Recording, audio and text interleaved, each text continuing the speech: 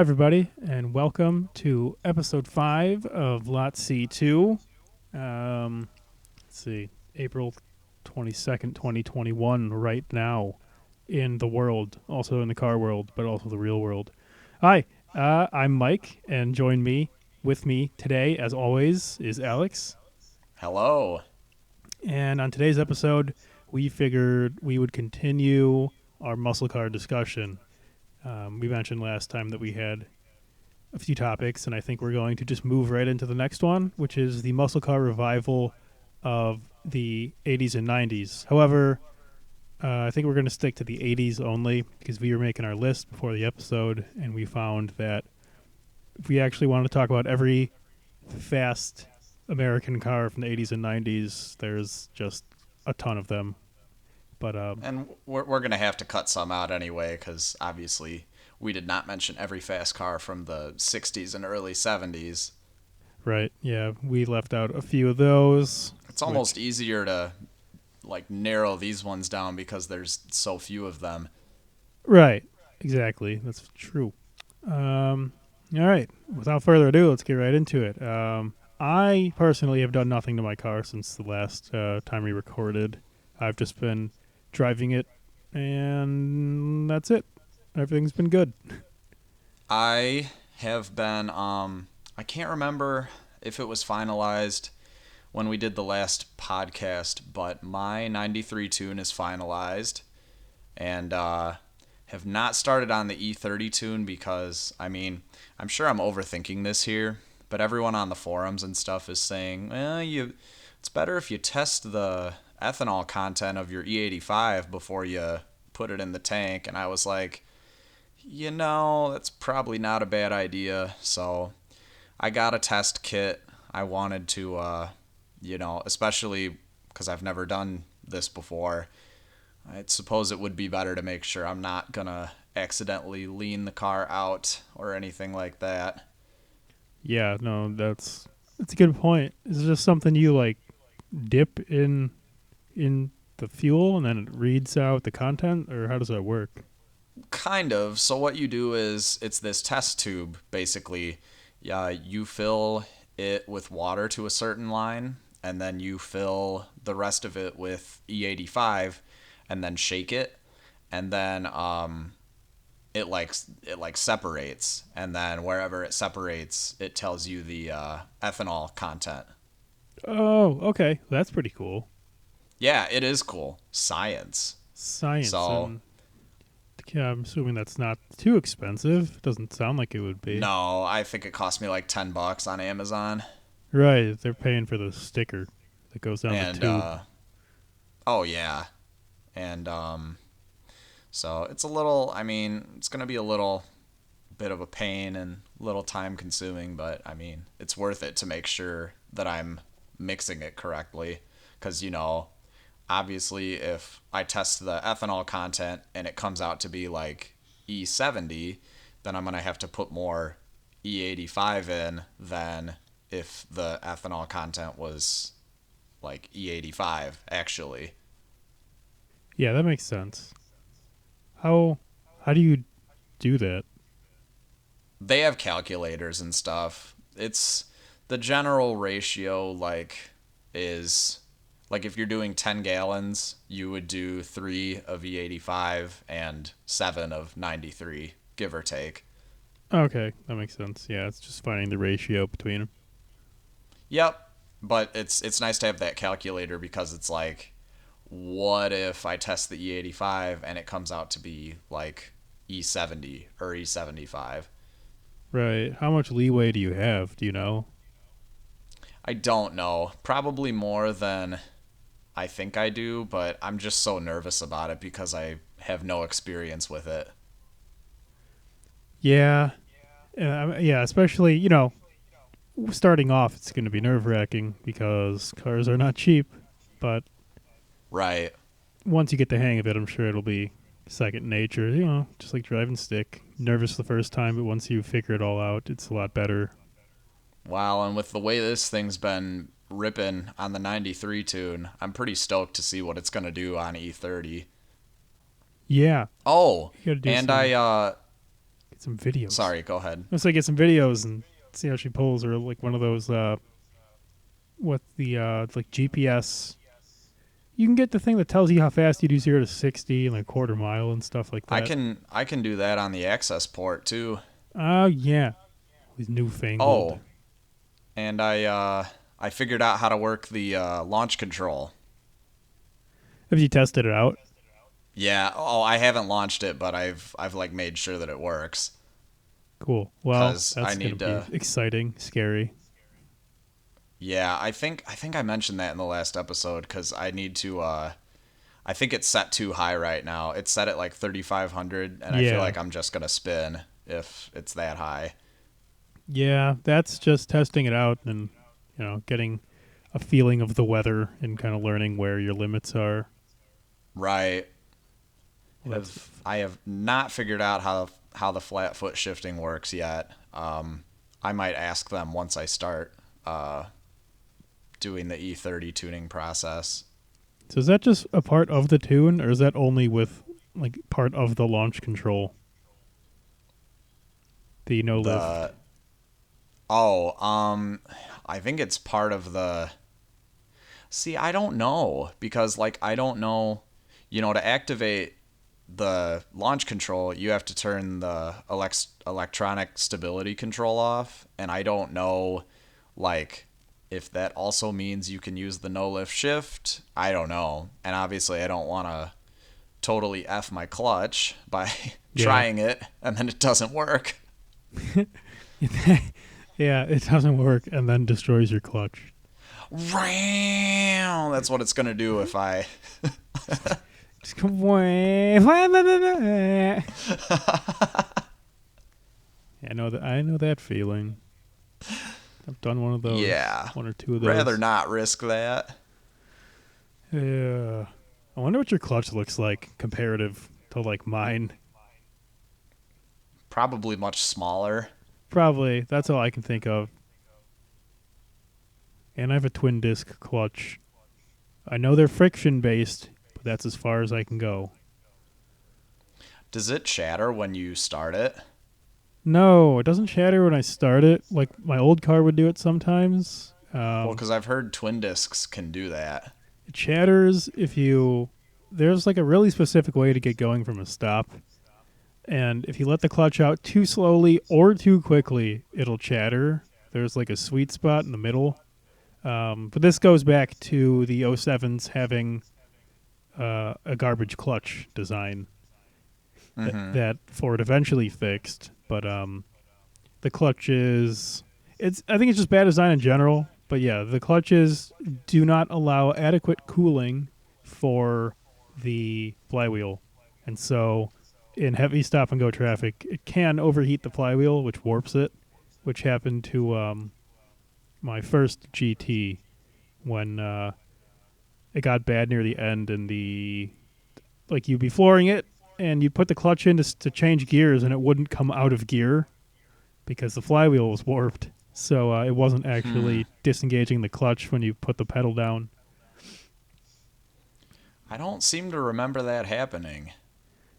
Yeah. I remember when the clutch and tranny in your second GT started acting up. Yeah, it did do that, which Or no, was it was just the clutch pedal, actually. yeah, because I remember you came home one day and you were like, my clutch pedal does like not exist right now. Yeah. I never told the full story of that. That one was fun because I had to drive home without the clutch. So the only way I could get the car into first was like with the car off. So I didn't catch any lights on the way home, luckily, because I couldn't stop without the car stalling, which was fun. And I figured they like right after it happened, it snapped, and then the closest place for me to pull into was the police station. And I remember using my starter to move the car forward and backward. Like if you just let the starter turn, like turn the key, then the car would like start pulling forward, and then I would put it in reverse and it would pull backward as it was trying to start it in gear. and I had to get it home. Luckily, I didn't get stopped by a light, or else I would have been screwed. Um, Mm-hmm. but yeah, because there was a little like nub that I could push down to activate the starter, but it wasn't like I couldn't actually operate the clutch at all. But anyway, yeah, twin disc clutch in the new one. They chatter, the stock ones. The car is 14 years old, so I'm sure it's past its service date where Ford would have done it for free. I don't know how. None of the previous owners had that done.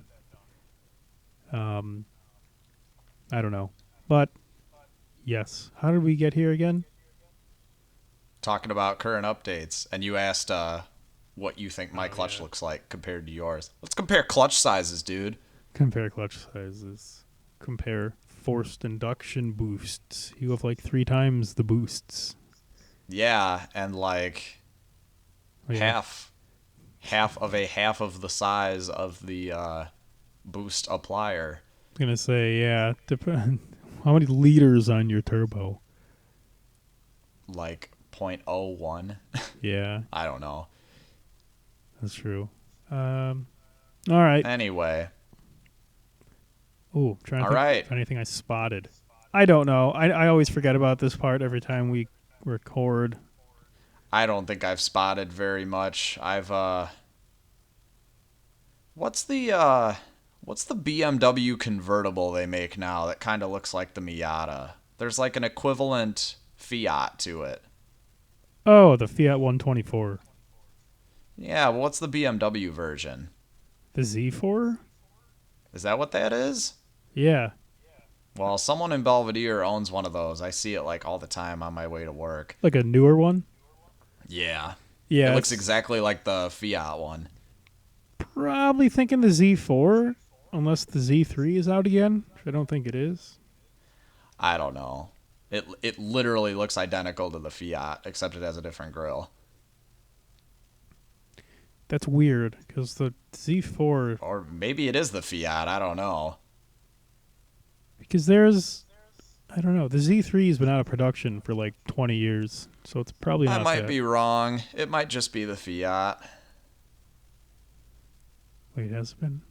Hold on. 2002. Wow, they didn't make the Z3 for that long. Huh. Um, but other than that, oh, I know something I saw. Um, well, besides some Focus STs, we do the Focus ST wave. The I uh wave. I saw. I wish I could have gotten a picture of it. Um, I saw. I think my second Z8 in the wild in Belvedere. Oh, nice. I mean, I'm guessing you could guess the type of person that was driving it. How much white hair? All of it. Yeah, that makes sense. All the hair Yeah. you could see, at least. And then on Monday, I was coming back. I went to a record store with Evan and Will, and we saw this. I wish I could have gotten a picture of it. This thing was sick. It was. I want to say it was a split bumper Camaro. It was definitely a Camaro. It was like this dark metallic purple. Had like the total 70s street machine look with the traction bar in the rear and like, the classic 70s rear tires. This thing was cool. That does sound cool. It was awesome and the color Purple. was fantastic. Yeah, that does sound cool. And I saw a wide body 392 Charger on the way home today. And that thing looked pretty sweet. What color was it? Black. Black. Yeah, I see. The black ones, and then you get that purple or the cherry color. Mm-hmm. That one looks nice. That's my cousin has one of those. Scat I pack. like those newer wide body Chargers. I'd almost take a Charger over a Challenger, to be honest. Yeah, I like the way the Hellcats look. Base model Chargers look boring as balls. Yeah, they do. But like the Scat Pack or whatever they call it now, it looks pretty cool. And the wide bodies just look super aggressive. Yeah, they do. The wide bodies are really nice. I did see some. I saw an orange. Don't know if it's Grabber Orange or Orange Fury. Don't remember what it was called. But it was a GT350. It's that one I posted. Oh. Oh Um, yeah, that thing. That wasn't a GT 500. no, that was a 350. Still looked nice. I liked that color. Yeah, so did I. Which I'm trying to remember. 'Cause I don't remember when they switched over. It was either Grabber Orange or Orange Fury, and I can't remember. Yeah, it had the black stripes. The Shelby lettering on the bumper was orange to match. Yeah, I was just cruising through um, one of the neighborhoods around here, pretty close, that has houses that are like as big as my whole block. And there it was, just sitting in the driveway. As you do. Yeah, I mean, like, some of these houses have elevators. Like, you can see them from the outside. Really? Yeah. Like, they have their own, not like a little fountain. Like, we're talking like full, whole ass, in the ground fountain, and then an elevator. Damn. It's nuts. Drove in behind a 20-year-old Jag with tinted taillights. So, that was something. And then when I Oh left, he was my. in front of me again. So I was like, man, this dude's going to think I'm following him in his lay Jag. But yeah, I think that's it for me. Should we move on to the And news? did we skip the news last time, or did we We touch on it a little we bit? did skip the news last time, so I want to touch on one story from last week, and then Okay. we'll touch on the rest from this week. If you use Reddit, you'll notice something familiar. It's that all of these are coming straight from our cars, also autos, but whatever. Which is honestly the best place to get the car news and like see discussions that are happening. Right, because it's all real time and all real people and all that. Doug DeMuro comments on our cars every now and again. Um, Dude, I gotta watch those two new videos he put out. Those look like bangers. I am 12 minutes and 52 seconds into the SF90 video, which just came out today. I did not know Ferrari was even building a car like that. Neither did I. Did not, like, all right, it's kind of cool. I like that it's not going to be limited production. Finally, a car like that won't be limited. Did you see his video on the McLarens? Yes, how there's too many of them. I thought that was interesting. I mean, McLarens are the Camrys of supercars. Every person who just who won the lottery or made it big on Bitcoin goes off and buys a 650S. Which is sad because look at how special a car like the F1 is. Yeah. Well, yeah, right, exactly. I mean, and even to that, the P1, which, like, it was the P1, and the McLaren had the MP4. They had their entry level car, and then they had the P1. And now Right. I mean, you can watch the video, but there's too many of them. And they are, like, you see a McLaren in traffic, you're like, oh, there's a McLaren.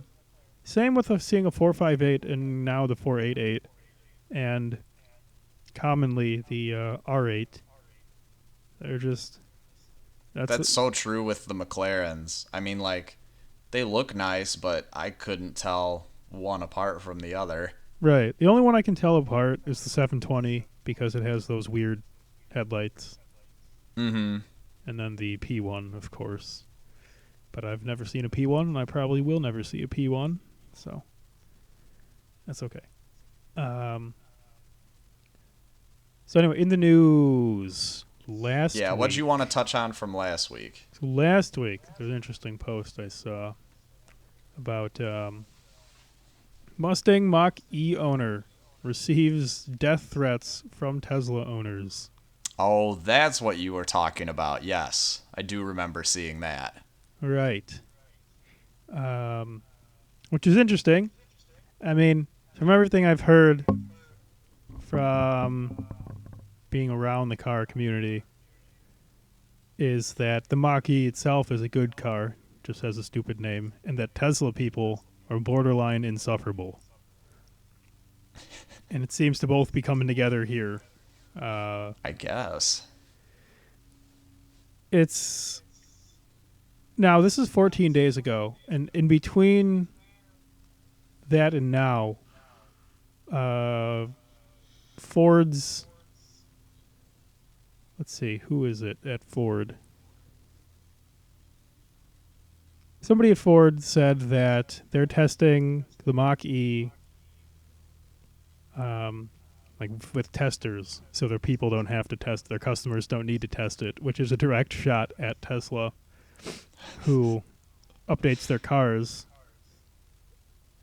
and then lets the customers test them out and see if they're working or not. Mm-hmm. So I don't know. I don't know if you have any thoughts on that, on this story. I mean, I guess I don't personally. I mean, I don't see.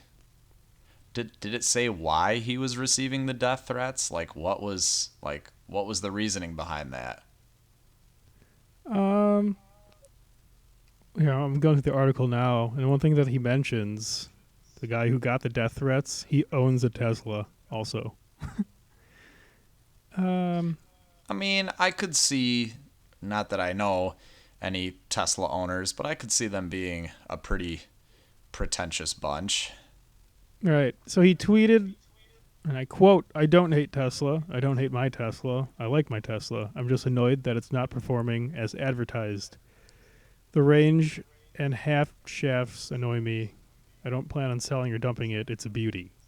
So he's straight up saying that he's not happy. He's not getting what he thinks he should be getting advertised out of his Tesla. Which, I mean, that's fair. I'm sure everyone has those gripes about their own cars. Right. And then the Elon bros went absolutely nuts. Well, I mean, look at what type of person he is. Right. I mean, it kind of makes sense that the fan base is going to be similar to that. Well, that's not what to do, especially a new car like that. Ford is going to sell shitloads of those. There's nothing you can do about it, regardless of the Right. name. But I digress. So, all right. I mean, Teslas are cool. I would own a Tesla, but I mean, I would own it as a daily. Oh yeah, for sure. I would love driving, autopilot for the commute to and from work. AKA the worst drive ever.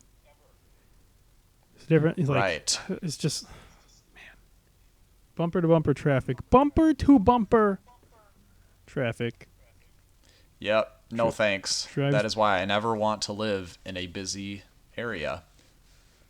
Yeah, but I mean, there's pros and cons. Pro, every store you ever need is within 10 minutes. Con, there's people.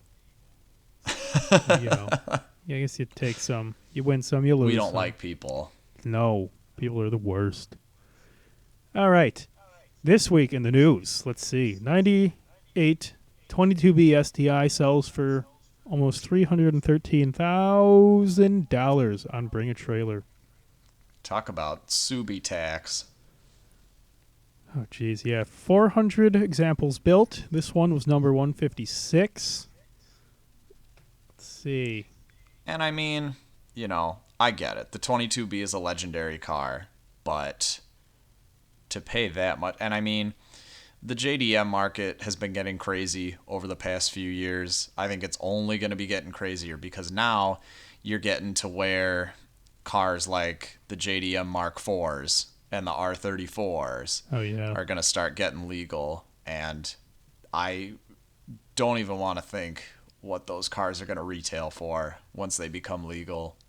People already put the R34 on a pedestal way above everything else, which I still don't fully understand. But yeah, those cars are just going to be six figures coming in for a base, like, easily. piece of garbage with a ton of miles. I mean, Which I also don't understand. I mean, I used to really not like the R34, but it's okay, but I would way rather have an R32 than an R34. and once it's all said and done, you'll be able to get an R32 for probably a quarter, if that, the price. Well, and those are going up too, but I mean, Yeah, they I are don't think now. they're going to go up that much. But when the 34 comes out, or when the 34 gets here, it's just going to be insane. That's going to be the end of it. It's like all these people who grew up the generation before us looking at these cars finally are old and have money and they still can't afford them because they've just skyrocketed in price. I don't want to say even value, but they skyrocketed in price. Mm-hmm. Speaking of miles, this STI, you think it would have 3 miles on it? It had 25,000 miles.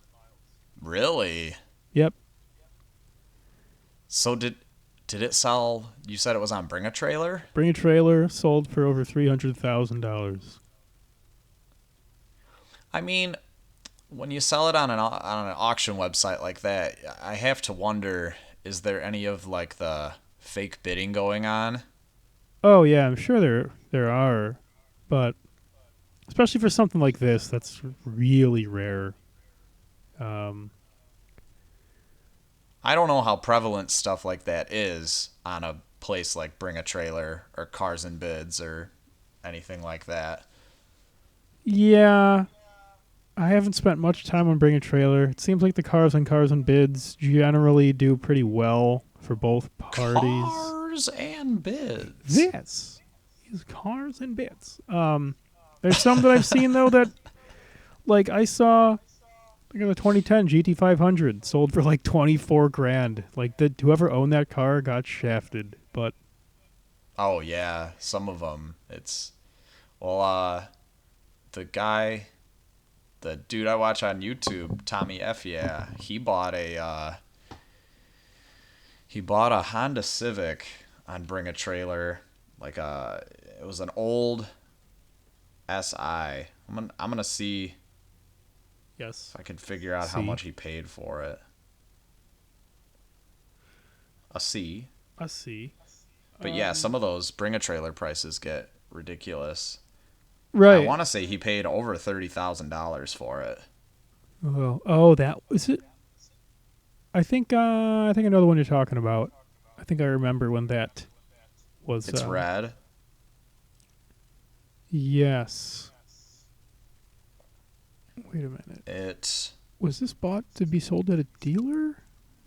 Let's see if I can find it. Huh. 400 produced total. Yeah, man, I don't get it. It was a 95 EG Civic Si. Oh, I'm sorry, not $30,000. I'm nuts. He paid $14,000 for it, which still, $14,000 for a freaking Civic, man. Right. That's. I mean, that's how it is, though. Fox bodies are over. Well, they've been over 10 grand for a while, but even like a few years ago, not really, not necessarily. But yeah. Mm-hmm. So, old cars selling for a ton of money, especially right now, seems to be pretty common. All right, what do we got next? Let's see. The Corolla Gurman, or whatever it's called, 300 horsepower Corolla, manual all-wheel drive, for 37,000, may be coming to the U.S. Now it won't be 37,000 because dealers are going to mark it up and kill it, like they did with the Focus RS. But Yep. we may have a hot hatch Corolla in the U.S. Which honestly, that thing sounds sick. Does sound sick. That would be a nice daily, I think. Oh yeah. That'd be all-wheel drive, enough power to pass anybody, and Manuel. Sign me up. In 10 years when I can afford it. Let's see. Average Escalade. The average Escalade sells for over 6 figures now. Which is just absurd. Right. That is, yeah. That is a lot. I get the appeal. I've seen the new ones. They are nice. But talk about pissing your money away. I mean, how much nicer are they than a Suburban? Or a Yukon? Suburbus. Yeah. Or Denali, whatever the hell the GMC equivalent is. Right. Yeah. The Denali bridges the gap between the two anyway. So, I don't know. I would personally probably get a Lincoln Navigator if I'm spending six figures on an SUV. I However, don't think I would spend six figures on an SUV, period. well, let us move on to the next topic then. The Dodge Durango Hellcat just came out. Now that maybe a SUV I'd spend six figures on, although I think I would rather have the Trackhawk. Yes, as would I. But that's pretty cool. 3 rows, 700 horsepower. I wonder which one gets worse fuel efficiency. That's a good question. Apparently, the Durango has more power, but I think that's just because the Hellcat engine has been slightly updated in the past few years. Right. I don't know how much. I think just 717 is like the base for the Hellcat now. Something I like think that. the Jeeps look better, but man, those Trackhawks are huge. Yeah, but like That is a watching big Jeep. one of those things squat and go, Oh, yeah. and you can get them up to like 900 wheel horsepower without opening the engine. We saw, wasn't there one at Byron? The last time we went to Byron? No, not the Hellcat, because I thought the Hellcat had been out, No. or the No, there was a Trackhawk there. oh, I think there was. If there is, we have videos of it because that's something that we would video. I can't remember actually. I was focused on running slower than the previous time I was there, It happens. pulling out all my seats to run slower. Yeah, that's what happens. Oh well. Okay. I guess let's see. One more. Subaru recalls 800,000 vehicles. Ouch. It is ouch. Let's see. We have 466,000 17 to 19 Imprezas and 18 to 19 Crosstrek models. Let's see. And then we have 400,000 Foresters and Crosstreks. Different What somehow. for? Let's see. Ignition coils that tend to degrade over time, which could prevent vehicles from starting or cause them to stall while being driven. Fun. Yeah, that's fun. Mikus, come get your people, dude. Yeah. No, he's leaving the Subaru team. He's trying to join the Audi squad. Team Yaudi. Yeah, that'll be fun. But I'm trying to think well, of a joke. now that we're 33 minutes in here, you think of that joke, Mike. Well, it's Mikus, so got to make sure it's good, or else he won't understand it. I'm kidding, Mikus. But not really. Didn't you say you had a friend that wanted to give us like context to these people or something? Yeah. So Mikus, picture it's 1977 Good. and you're going to the Oldsmobile dealership. Right.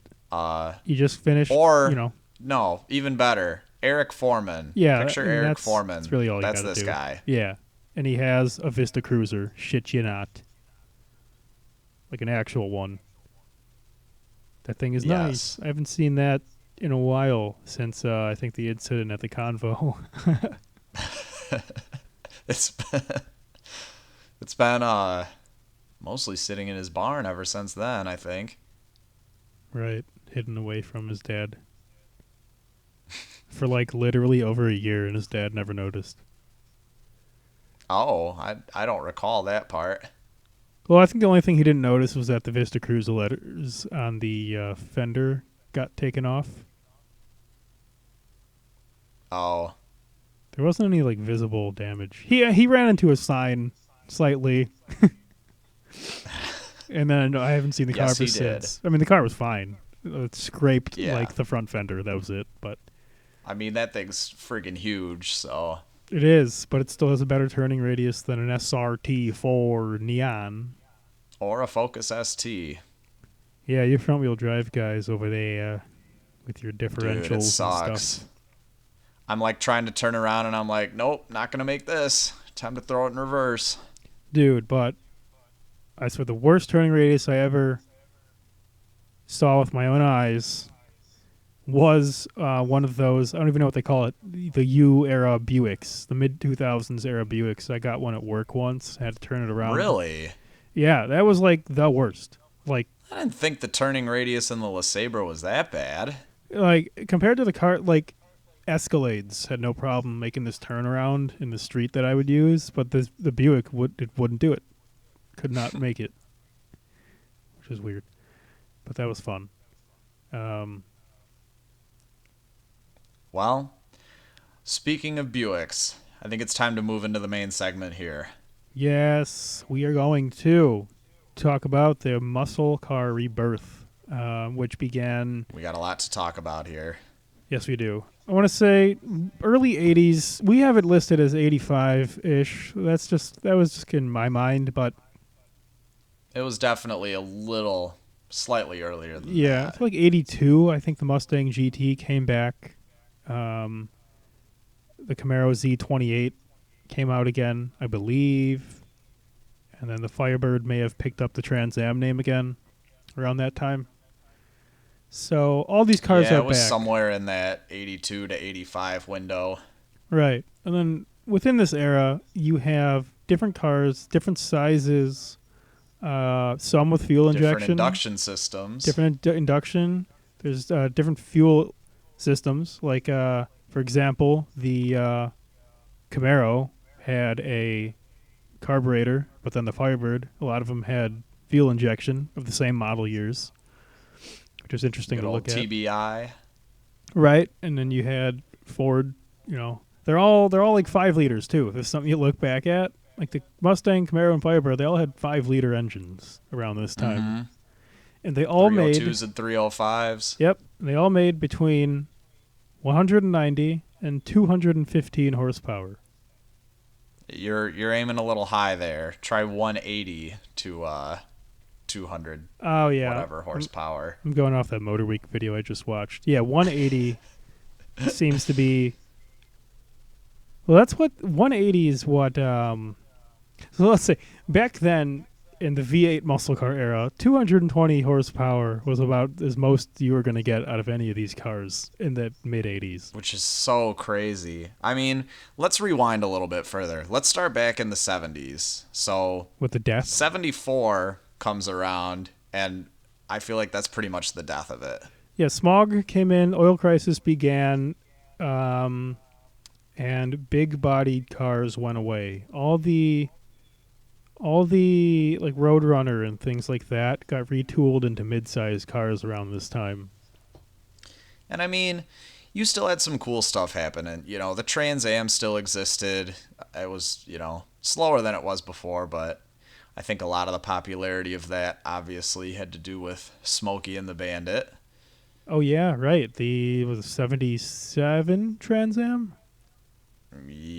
Well, 79? 77 was when the movie came out. I don't know if it was a 77 or 78. I mean, they're all relatively the same. Right. I think the But one those had a 6.6 liter, which is what? What engine would that be? 400. Yeah, 400. Right, yeah, because the Chevelle's a I think. 6.5. Yeah, it would be a 400. They just called it the 6.6 litre because Yes. that was the cool liters. What the hell is a liter? So, I mean, you had that, and then you had the Mustang 2, which is, I have this book called Crap Cars, and the Mustang 2 is number 1 in the Crap Cars book. Which is funny because if you actually, and they sold a ton of them. There's 400,000 Mustang 2s sold, I believe, total. I think.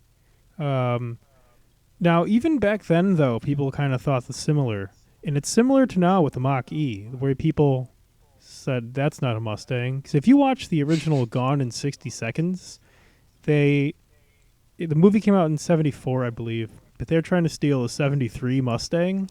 And in the movie, the quote is, "It's the last of the Mustangs." Like, they even called it that in the movie, with the Mustang 2 already out at that time. I didn't even put that together. I love the original Gone in 60 Seconds.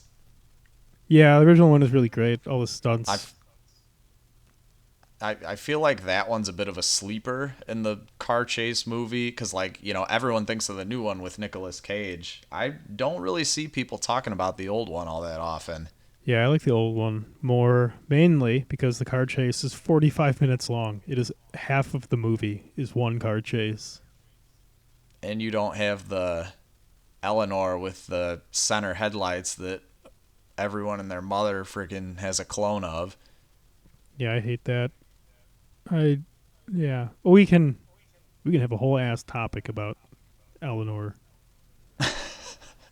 and how yeah, every boomer had to ruin their 67 and 68 fastback to make it look like that stupid movie car. Jeez. Just leave it alone. But um but speaking of the Mustang 2s, I have to say the King Cobra is one of my favorite looking Mustangs. I love that graphic they put on the hood. Oh, right. Now, do you have a specific? Do you like the black and gold, or do you like any of those? I like any of them. I'm kind of a sucker for the red. The Ye- black and gold is cool. I Oh, like yeah. The red with the gold. Well, that or like the red with the blue. yeah. There's Oh, I there's. remember Ooh, the first time I found out about them was I've been subscribed to Hot Rod magazine since like 2009, and one of those very early issues that I got, um, they had this guy in there that had like a horde of king cobras. Like I want to see he had 8 or 10 of them. wow. What is he? He's waiting for him to get cool again.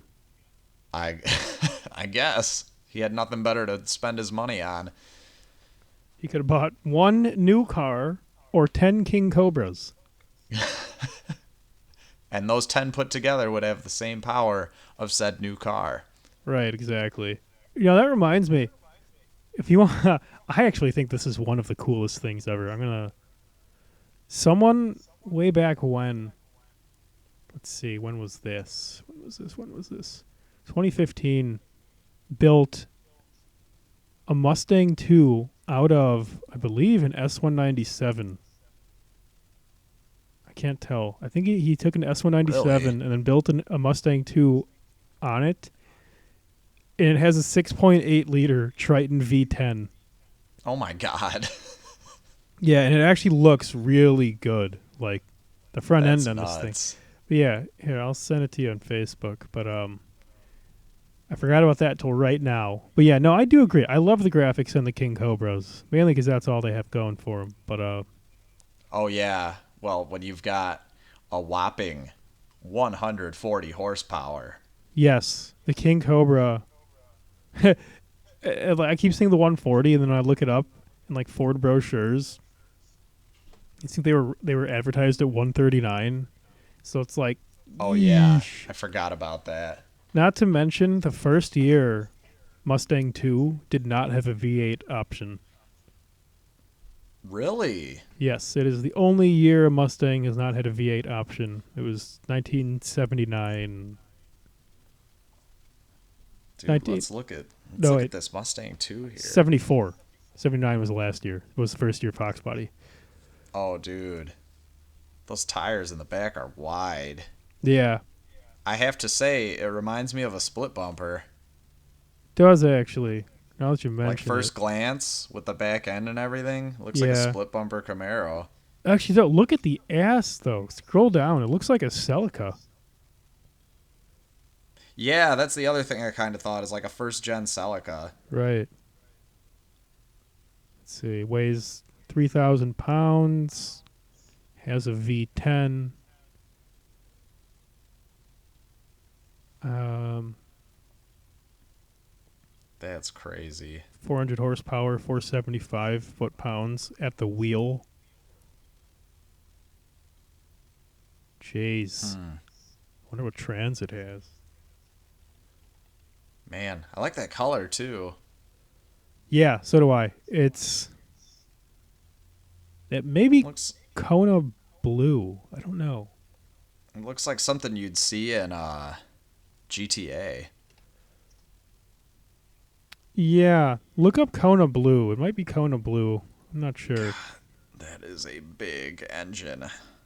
Yeah, that's probably the nicest Mustang too. Holy.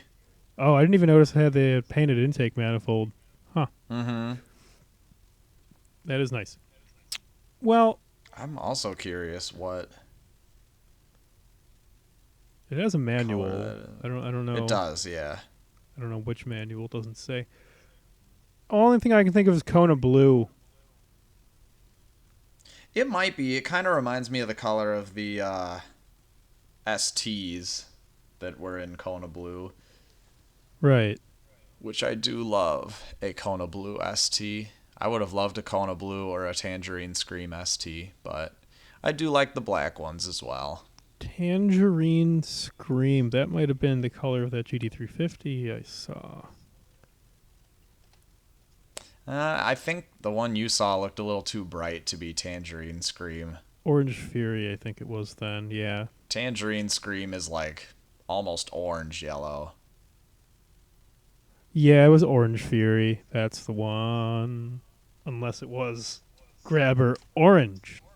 Orange, as I spell it. Nope, it was oh wait, Twister Orange. Shit, it could be I forgot. Twister Orange is a new color for 2020.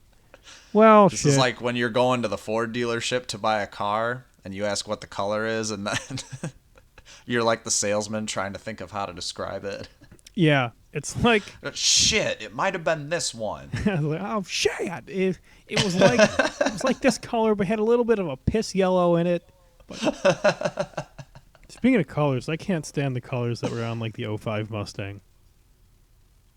Yeah, like all the washed out, What? pissed out Why? colors. Because they're always pissed out colors. You have Winville blue, which is like a pissy gray blue. You have I that. like the deep red, like the wine red. Okay, well those are color. Those are fine. I mean like the pissed out colors. Like Legend Lime is like a grayed out lime, and then they have like that yellow, which was like a Oh light yeah, yellow, and it was like.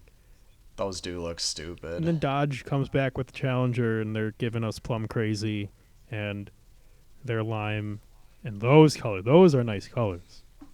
I mean, okay. Speaking of Dodge, Ooh, well, go ahead. yeah. Well, I was gonna say Ford's come back with they have their Grabber colors are back, but they only do Grabber blue like every few years, and the ones that do have a Grabber blue are like $5,000 more on the used Oh market, yeah, which is.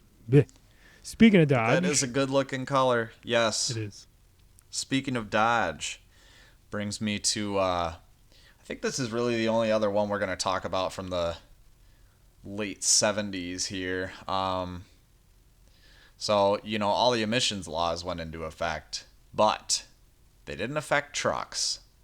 And Dodge figured that out when they released, for the 1978 model year, the Lil Red Express, Lil Red Express.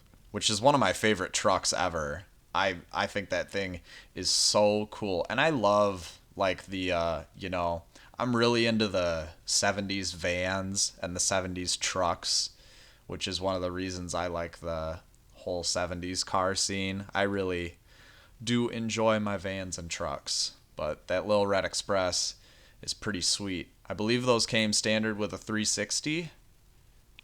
Yeah, it looks like it. Think they made I think they were rated at 225 horse. I'm not positive, but I mean, you know, when you're talking 140 from a Mustang 2, then you go get a Little Red Express that has 225 horse. That's a pretty big step up there, little man. It is. Yeah, 225, 295 foot-pounds. Only 2 years, so there was 78 and 79. Don't the 79s look kind of different? They have like a Maybe some.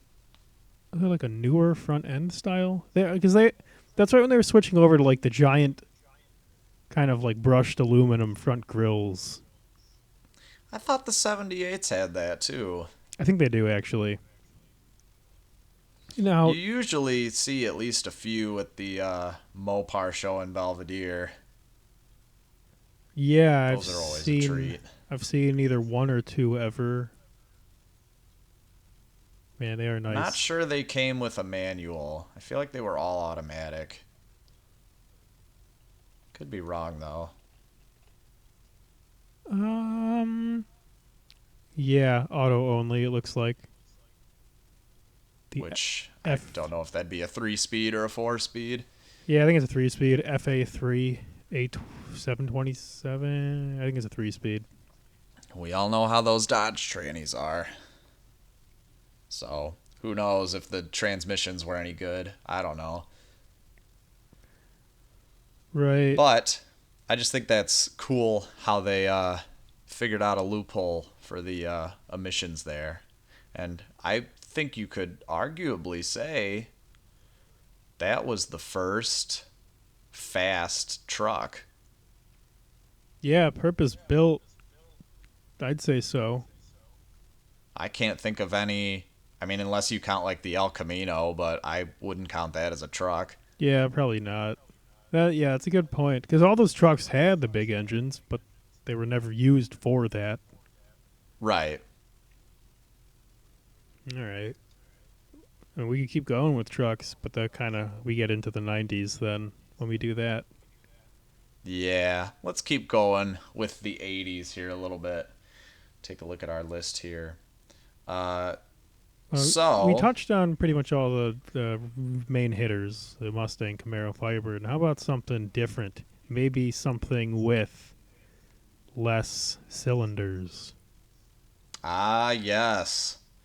So, and we kind of talked about this. I feel like if turbos did not come into play the way they did in the 80s, I mean, I think the technology would have been harnessed eventually. But I don't know. I feel like the state of turbo cars would be a little different if they didn't become such a thing in the 80s. Right, I agree. The one thing that I've learned from following, well, the history of motorsport, not actually modern motorsport, is that cars that win races sell cars at the dealership. Um, so when you look at turbos in the 80s, they were used primarily for performance and performance only. They weren't used for, well, how they're used now, which is to generally to save gas. Back then, they were used for power. They showed people that turbos could indeed work, and now we're today where we have twin scroll turbos and things that anti-lag and things like that.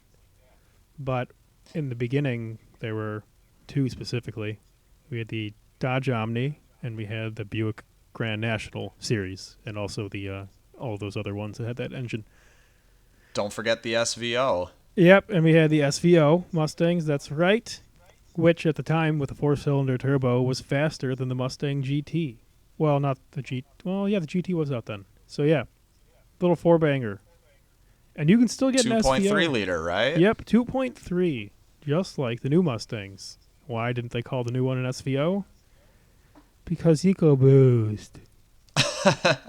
Eco Beast. EcoBoost. Yeah, Hate when people put that crap on their cars. yeah.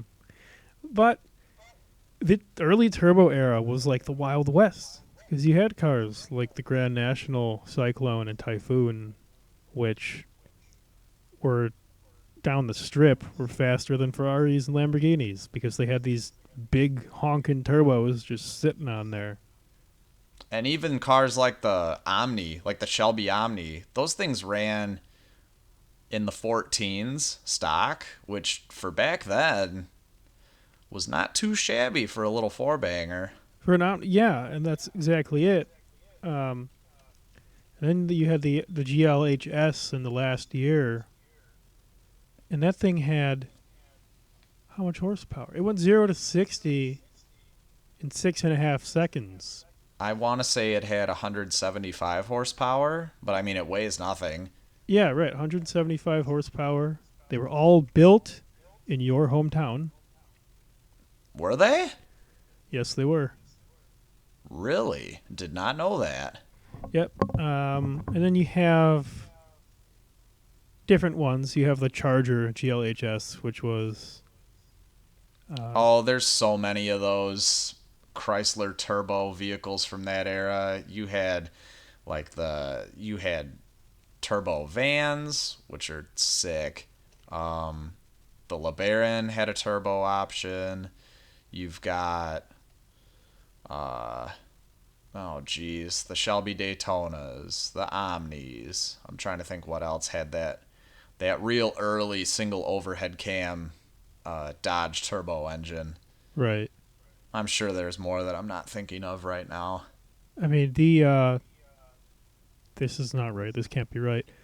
But so the successor to the Omni, the Charger, well, in the Shelby Omni with the Shelby Charger, and that thing made over nearly 250 horsepower Wow. out of a car that weighed nothing.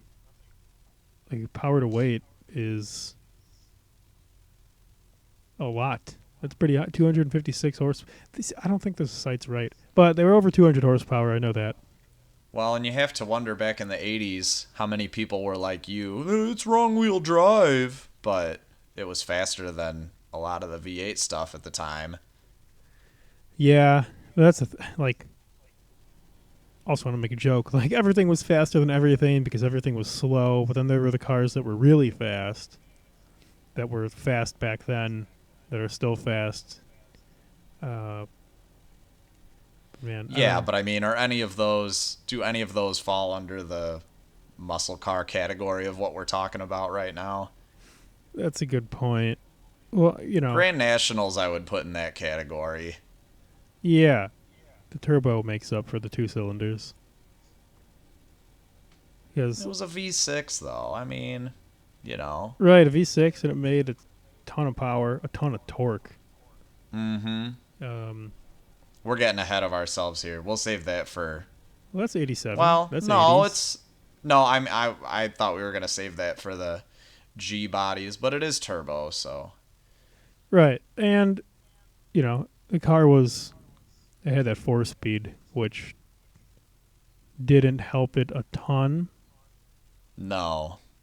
At least That's drive. the thing with a lot of the GM performance stuff back then. A lot of it's auto. Like, the Cyclone Typhoon were auto only. The Grand National and the GNX were auto only.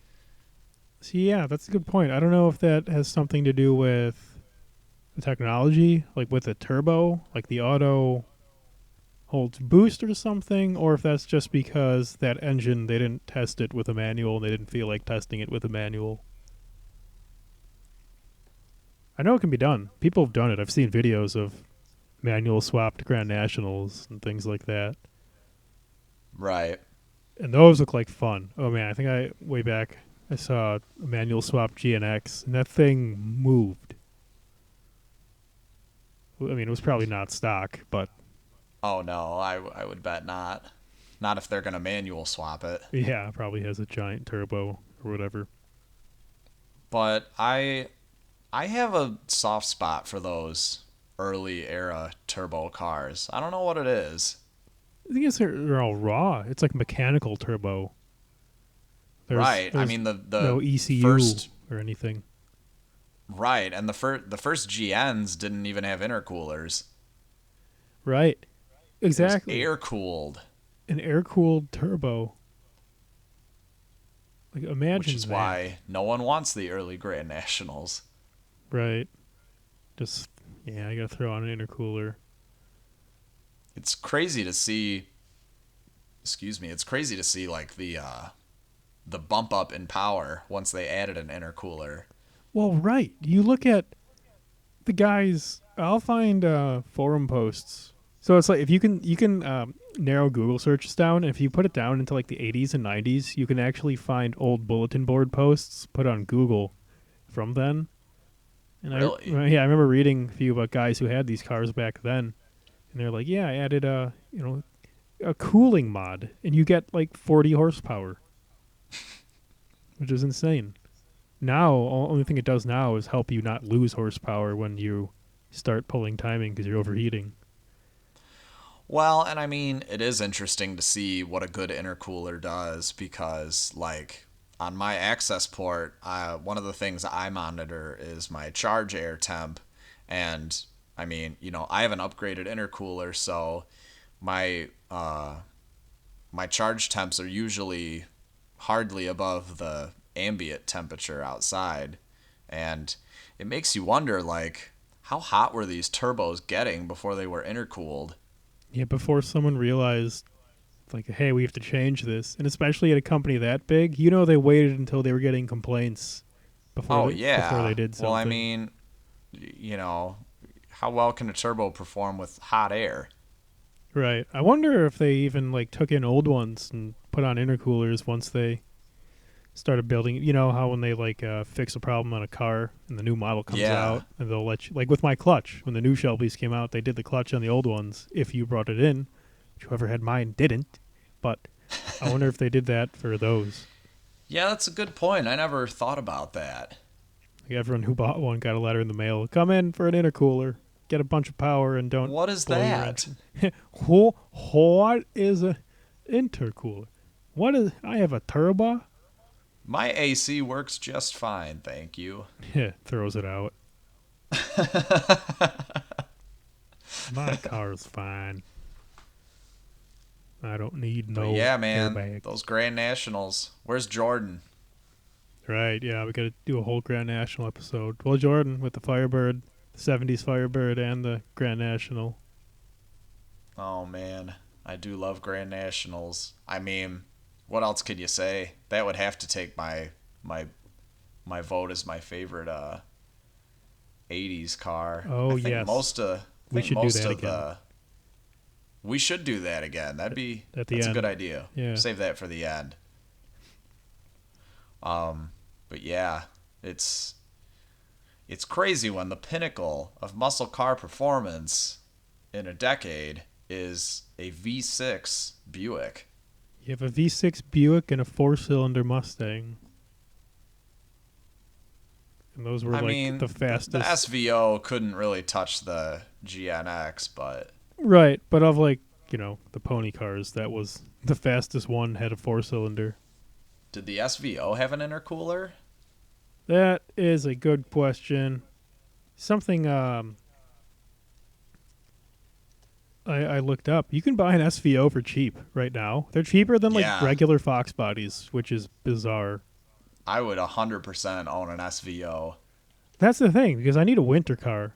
We have a few months for winter, so I like you can get a Shelby Charger for like $5,000, and I'm like that would be cool, but it's like I don't know if I want to drive that in the winter. No, I saw a Shelby Omni at a dealership in Belvedere. This thing was mint. They wanted like 17 grand for it. Didn't you see one for like really cheap, or is that the one you're? No, that's wait, I didn't see one for really cheap. Not a Shelby one. Oh, it was a regular. Well, isn't all the GLH? Isn't that all Shelby? See, I think it is, but I don't know what the difference is between that one and the GLHS. Yeah, the GLHS seemed to be the last year for the Omni, and then the last year Shelby Charger was the GLHS only, I believe. I mean, I know the GLHS has different, decals on the side and stuff and different wheels, but I don't know what the differences are apart from there. Right. They're cool though. Um, I'm finding different things about if the SVO is intercooled or not. It seems like it was, but a lot of the mods that guys will do will swap out the stock one, but it does seem like they came with one from the factory. Then I wonder why GM wouldn't have done that with the Grand National. Yeah, because that came out later and had a bigger engine and probably a bigger turbo. When did the SVO come out? 84? Yeah, That was the first year for the Grand National. Oh, that's right. I keep thinking of the GNX, which was 87. Yeah, no, those had an intercooler.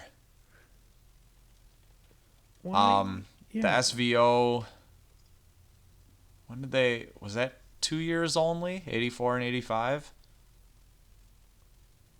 Might have been 86 as well.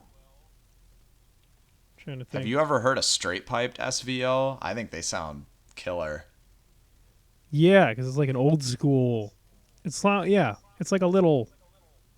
I don't even know what to call it. It's like a cart, not like a race go kart sounding, or they're Yeah, like a little lower. I guess that's the best way. It's different. Like, you know how old V8s from the 60s and 70s sound different than modern V8s? Yeah, It's exactly. like that, but with turbo. I'm listening to a video right now. It does sound good. Oh, he's backing up over the camera. Okay.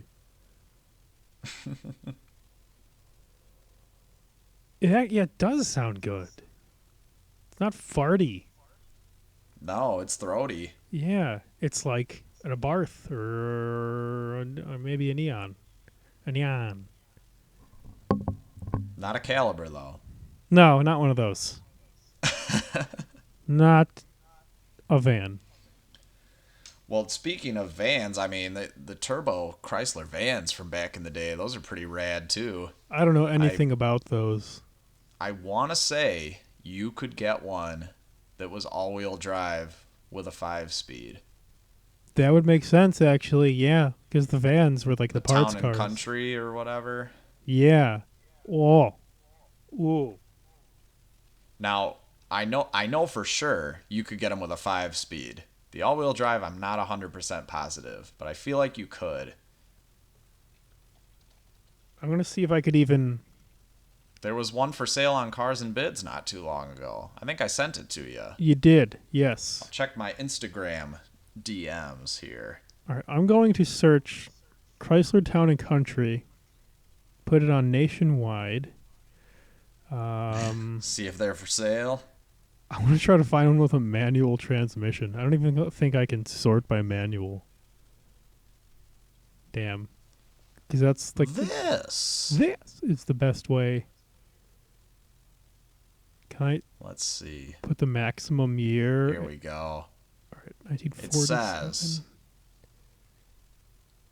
Oh, it does not say all-wheel drive. It says engine swap, turbocharger, manual trans, LSD, custom coilovers. Looks sick though. Yeah. Now, Remember that one we saw at Drag Week? yeah, the box one. Yeah, it had the slicks. 1320 did a video on that car. It kept breaking axles. Huh. I don't think he broke an axle when we were there. I want to say it had the stock single cam 2 liter or whatever from back then. Oh my god. How could I forget the freaking Conquest? Oh yeah, The Mitsubishi Starion. the Chrysler Conquest. Yeah.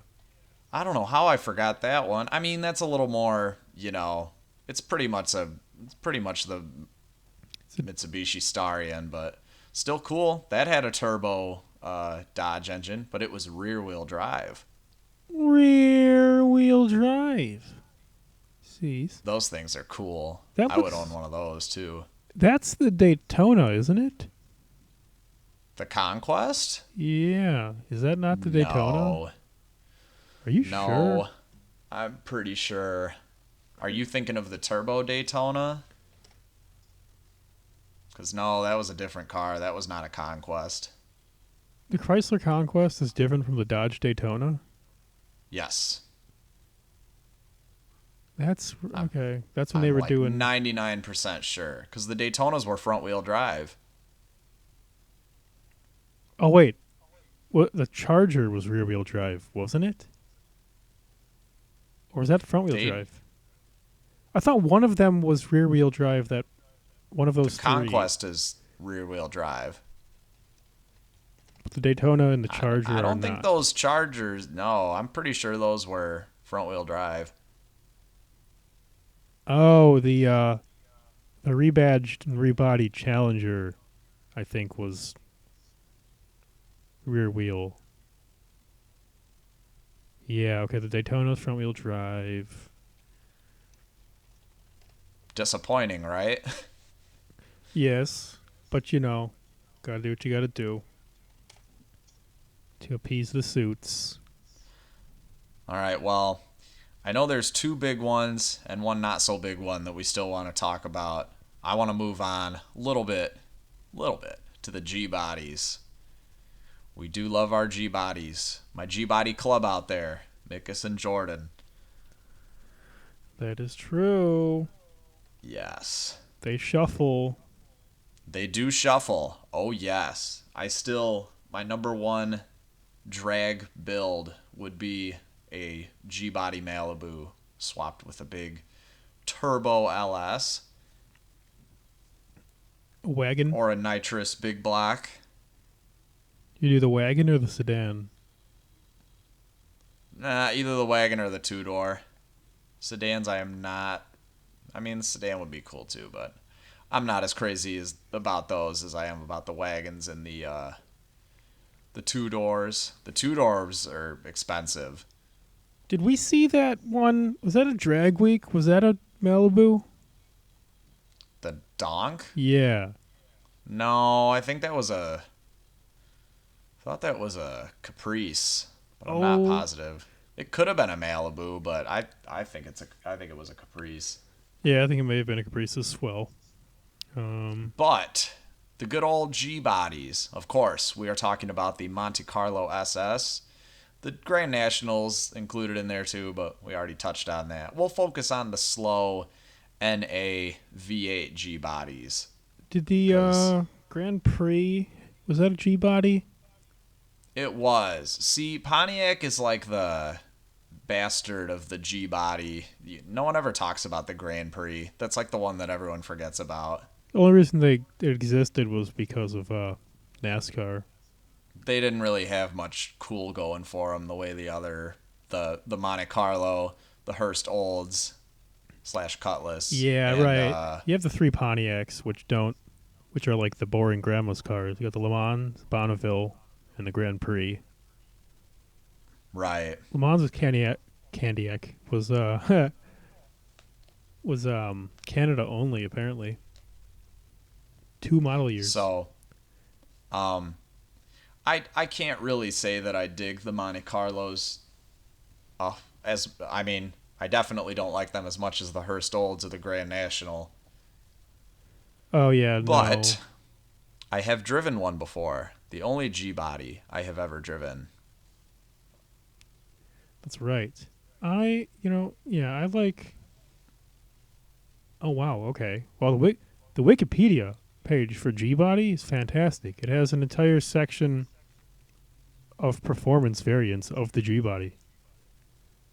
Okay, well let's rattle them off. Besides the Monte Carlo SS, All the right, so Grand we National have. and GNX, and the Hearst Olds. So this is the second gen G body, which lasted from 82 to 88, and we have 82, the Buick Regal Sport Coupe, which had a 3.8 turbo. Let's see, 82 to 87 El Camino, which had the 305. Hearst Olds, Oh yeah. which had 307. Yep. Got the Monte Carlo Susus with the 5-liter. T-Type, of course, which is what you buy when you realize how expensive Grand Nationals are. Those had a 3.8 turbo, I believe, as well. Yes, they did. And then we have the Grand National. And we have the 442, which had a 307 and was slow from everything I can hear, everything I've heard. And then you have the, besides the Monte Carlo, you have the Aero Coupe Monte Carlos, which were the NASCAR ones. And then the Grand Prix, of course. And then all the way down, let's see. There were 17. Can't say I'm a huge fan of the Aero coupes. Yeah. There was also a Grand Prix GT. 17 of them were built. Oh, Don't know what that is. that's Yeah. I like the Aero Coupes. I like how they're streamlined. Well, they look like the NASCAR because that's what they were built for. But and then in the very tail end in '87, you have the Regal with the turbo V6 turbo, and a Regal with a V8. Um, they list the Regal twice. Oh, regular Regal, not the Regal T. And then you have the GNX, of course, made with conjunction with ASC McLaren, who is not that McLaren, I don't believe. Let's see. 276 horsepower, which was less. They made more than that. They Yeah. had 300 something pound-feet of torque. Yeah. Let's see if I can find the actual power. 330 or something. Stock GNX dyno. Um.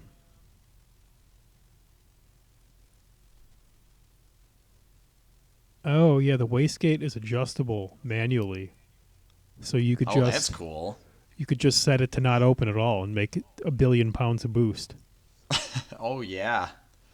I mean, those 3.8s are durable engines. Who knows? It might have lasted. Right. Some guy said he had a stock 87 Grand National that made 210 304,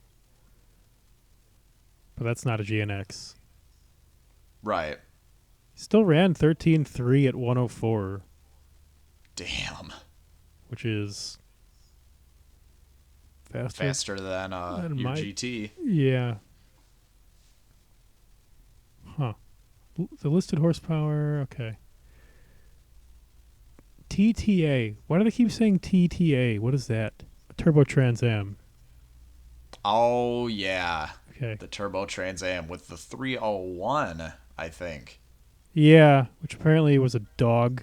But I mean that would be fun yeah. to tune. That would be fun just to like up the boost and just see how long it lasts. That's what the pace cars had, I believe. Yes. Yep. All the pace cars are the turbos, which are more common than you think. Like first off, you learn that there was a Trans Am turbo, Mm-hmm. and then you start seeing them like at car shows and stuff. You can buy them for cheap. They're not expensive, or at least right now, they're not. They will be probably soon.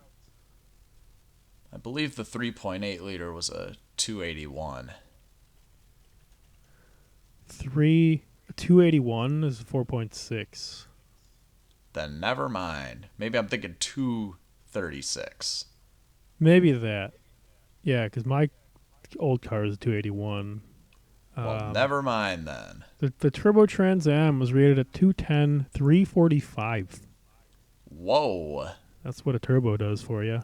I guess. Back when it was like Well, I mean, before they knew how to.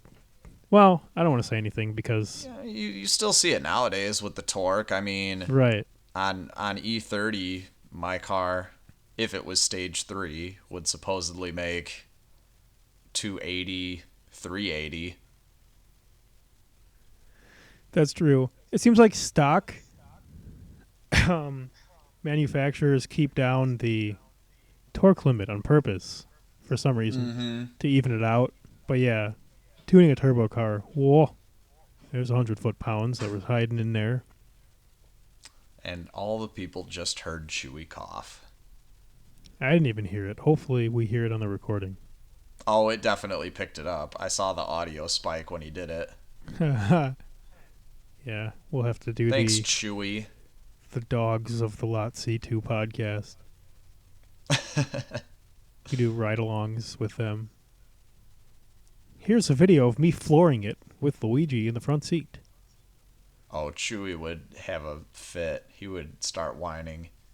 He doesn't like the ST. He said, why didn't you buy one of them nice Toyotas? He's like, how come you make me get in a pillowcase every time we're in your car? Because his little hairs end up all over everything. Anyway, back to G-bodies. I'm not going to touch on all those. I mean, Regal T-Type, all that stuff. I mean, Pretty similar to a Grand National, except a lot cheaper. Right. And you can get the But T types in like two colors instead of one. I don't remember. right. I always forget about the 442 from that era. Yeah, I think a lot of people do, and with good reason, it seems.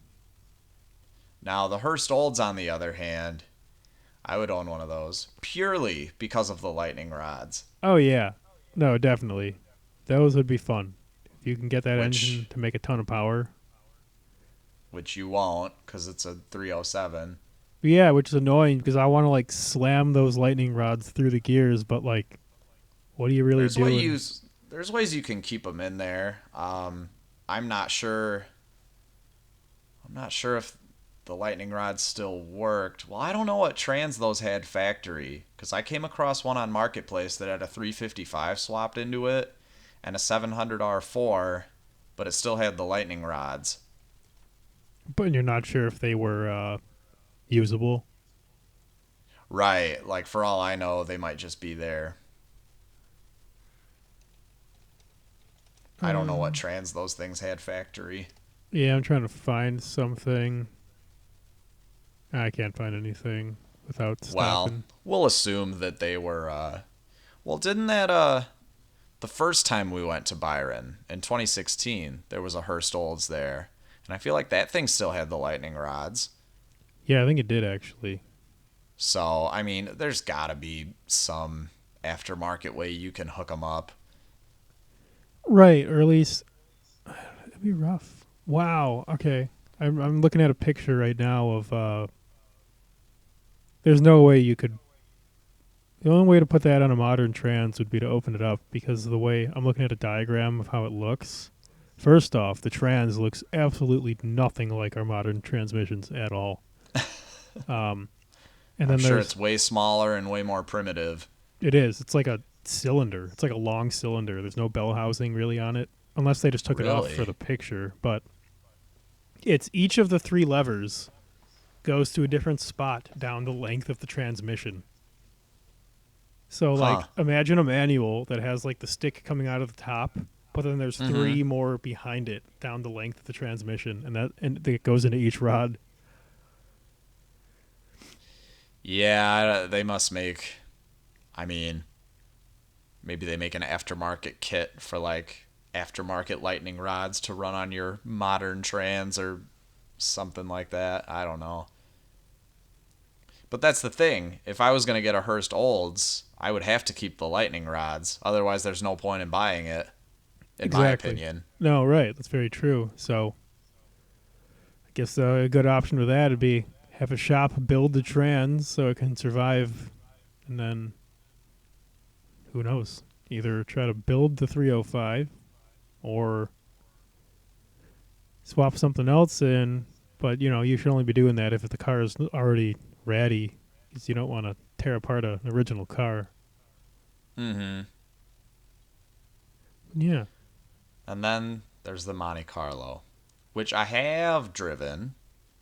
Which you have driven. I was 19. Lady I worked with at my summer job had one. And after a whole summer of trying to convince her, she finally let me drive it one day.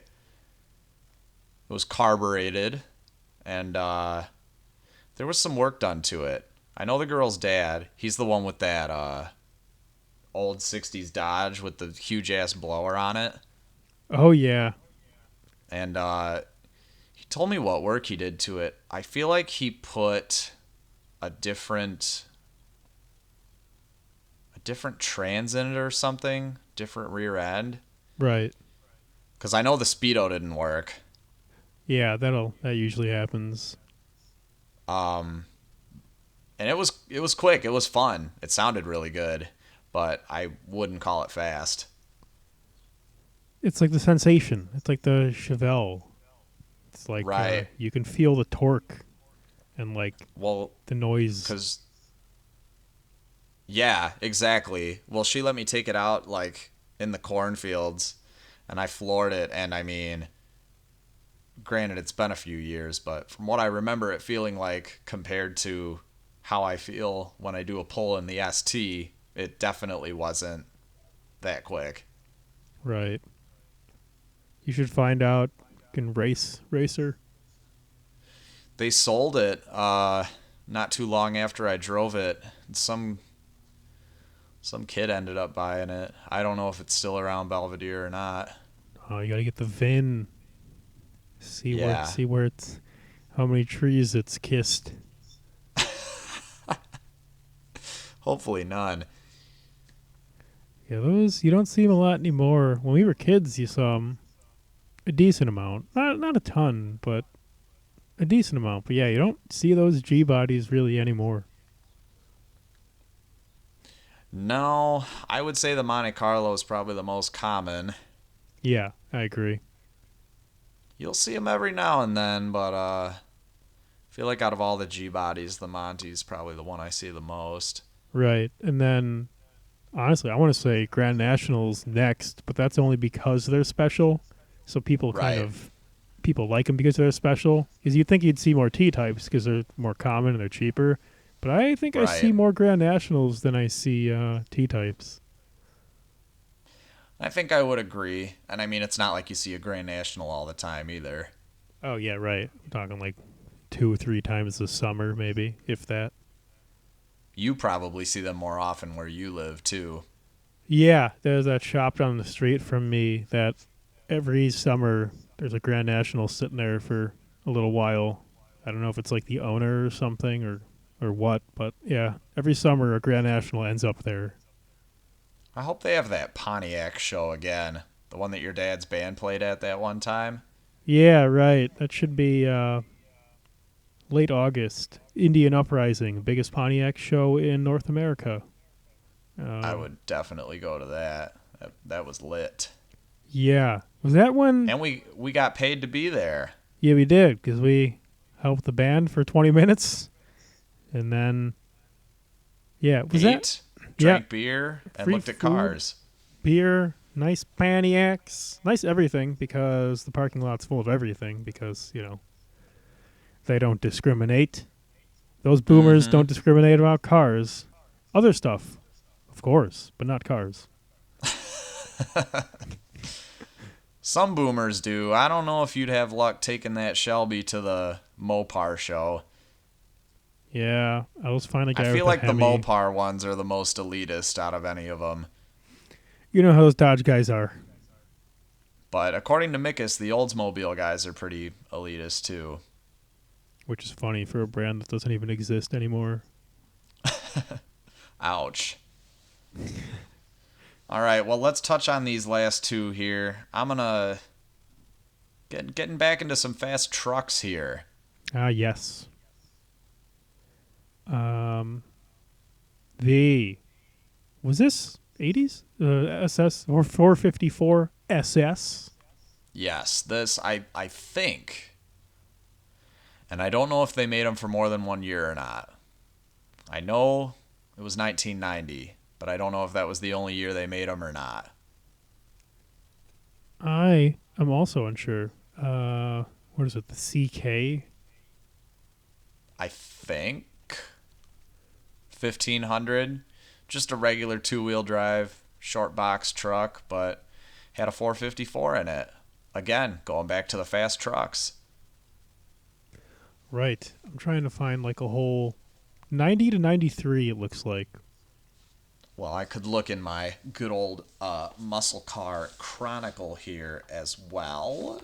Well, it had a monster 454 V8 making a whopping 230 horsepower. Yes, fuel injected two-wheel drive. Base price for the 90 SS was $18,295. Man, that is a lot of money. Came with 275s in the back. Those are big tires. And they made a lot of them, just under 14,000 for the 1990 model year. All right, that's pretty good. It looks like they only had a 3-speed auto for 1990. Probably at so. least, but probably right. And now, I know we're jumping into the 90s, but the 454 SS was made to compete with the first gen Lightning. or it Was competed. it? No, wait, maybe not made to compete with, but No, it wasn't made to compete. The Lightning definitely Oh came yeah, after the 454 SS. Lightning came out in '93. Okay, the Lightning was made to compete with the 454 SS, and then they stopped making the 454 SS. Right. Does not look like that one lasted very long. And we all know about the Lightning. We'll get into that next episode. Yep. Um, looks like But they bumped power up for '91 to 255, and they gave it the 4L80. there you go. I don't even know why would it have a 3-speed to begin with. It was 1990. Come on. It had Bilstein shocks.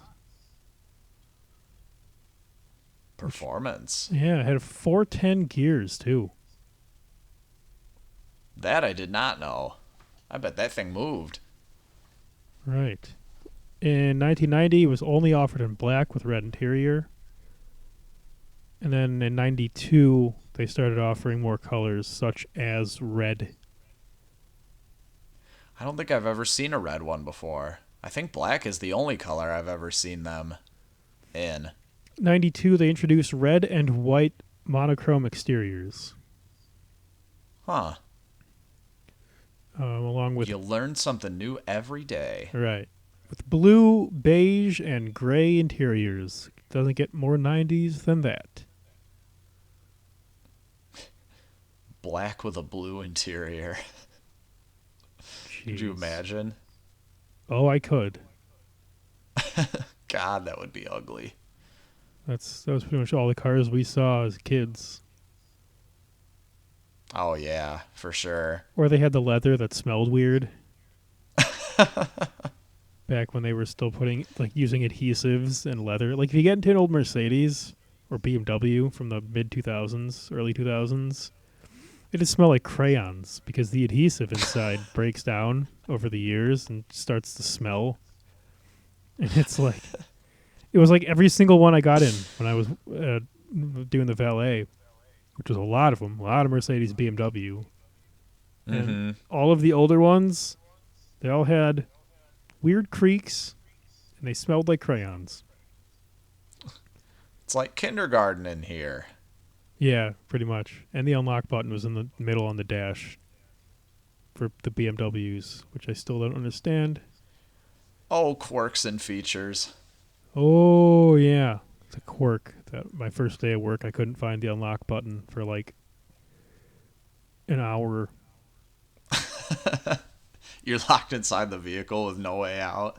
Yeah, I'm just sitting in there, just like clawing at the windows. I could see that. So it looks like the 454 SS, while it only made... So in its last 2 model years, it made 255 horsepower, but it also made 405 foot-pounds of torque. Whoa. Which is pretty good. And then they actually... Not bad. They brought back the 454, but they only...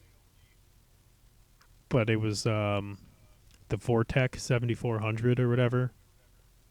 Oh. From the 96 to 2000s. It was the L29 engine, and it made 410 foot-pounds and 290 horsepower. Not bad. Well, I don't know if they had a facelift in between that time. Chevy, I don't know when they facelifted. I know when the Ram facelifted because that was the big shit when that happened, and that's when trucks got gigantic in the early 90s. Yeah, I think that would have been 94? Yeah, like 93 or 4, something like that, was when Dodge came out with the new Ram, and then everybody else had to make a big truck, and now trucks are humongous. Oh my god. And they have ugly grills, like every one of them. Yeah, I like the Raptor, although it's kind of... Still, even that's I don't know. Well, speaking of fast trucks, let's bring it to our last couple of automobiles here to round out this era. And that would be, of course, the GMC Cyclone and Typhoon. Right. Now we're getting the combination here. We have the SUV truck with V6 turbo. Good old 4.3 liter, massive V6. Yes, it's really big. And these things were quite literally faster than the brand new Ferrari down the drag strip. Not in top speed. Don't let that fool you. When people say it's faster, it was in the quarter mile. 0 to 60, it was faster. But, top speed wasn't there. But man, and these are things that were cheap. And they're still not terribly expensive. They're on the up. They've been on the up for the past, I want to like decade probably. But The Typhoons are much cheaper than the Cyclones, but that's also because they made Typhoons for 2 years, and the Cyclones seem to be a bit more desirable. I like the Typhoons more. I would much rather have a Typhoon, personally. yeah, I think I would as well. Um, yeah, they're mid 20s, mid to low 20s. You can get one from under 20 with higher miles. There's one for Yeah, sale but right under here. 20 with higher miles for a car from the early 90s. Yeah, but you don't want a car from the early 90s with 10,000 miles on it. There's Why one, not? well, because then things are going to break, like my car. Well, you don't think things are gonna break if it has higher miles? Well, there's a sweet spot. We're talking like, I don't know, man. I would rather pay a little bit of extra money but of course it's gonna be more expensive. I don't know. You might have a point there. I should just get one of these daily. There's one for sale 20 miles away. How much? 22.5 has 57,000 miles. That's not all that not all that unreasonable. Right. Now, the thing is, though, when you're looking at these, a lot of them, even though they're meant to be fast, a lot of them were bought and were used for utility work. So I go to the amount of the ones that I'm seeing. I think there's one on Well, I either just saw it on Cars and Bids or Facebook, and it's pretty beat up. see, but you can't really use them for that much utility work. I mean, what was the bed capacity of the Cyclone? 500 pounds? Yeah, something like that. Similar to the SRT 10 Rams. I mean, they're definitely purpose-built fast trucks. Oh, right. Like, they knew exactly what they were doing when they built those. And those had, I want to say, 280 horsepower. Not sure how much torque. That's like I would guess in the neighborhood of, it's like 360, I think. Let's see. Oh, I was close. 280, 350. 280, 350. Very nice. And with the assistance of all-wheel drive, Yep. you're getting off the line at a pretty good clip there. Right. They were SUVs. I mean, they're heavy, 3,800 pounds, but that's like what new cars weigh still. Mm-hmm. And that thing has more power than what most 3,800 pound new cars have. So it also has 4L60, 4-speed auto only. Right. No manual there. That may have been something to do with the all-wheel drive type deal, 4-wheel drive maybe. Yeah, I would think so. I mean, yeah, that's true. Full-time all-wheel drive. I don't know. I would imagine that was probably relatively new territory for GM at that point. Right, because that's actually that's a good topic for us. It was like the Subaru Brat was like the first mass-produced 4-wheel drive car, I think. But that was like in the, Yeah, in late the 70s there. Yeah. Because obviously they had experience, there were things with four-wheel drive with Seas. a with a with a manual, but I don't know if there was anything full-time all-wheel drive that they had made that also had. I don't know if there was anything they made that was full-time all-wheel drive period before that.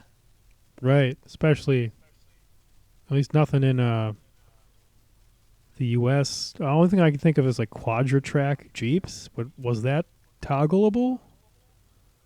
Well, I'm talking GM. Oh, right. When did Quadra-Track come out? The Grand Wagoneers had it, but I don't know when it Oh, came did in. they? Yeah, but I don't know if that was like Well, early that would or have mid Grand Wagoneer. I don't know. definitely been before the Cyclone and Typhoon. Right, but then again, I don't know if Quadratrack is full time. I The do not one that know. the one in Sam's Jeep was,